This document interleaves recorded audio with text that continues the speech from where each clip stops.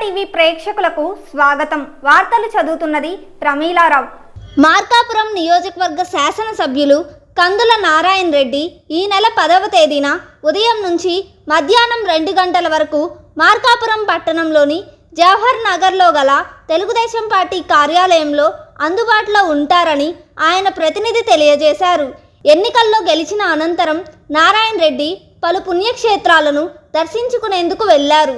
ఆ పర్యటనను ముగించుకొని సోమవారం నియోజకవర్గ కార్యకర్తలు, నాయకులు, ప్రజలను కలిసేందుకు పార్టీ కార్యాలయంలో అందుబాటులో ఉంటారని ఎమ్మెల్యే ప్రతినిధి వెల్లడించారు.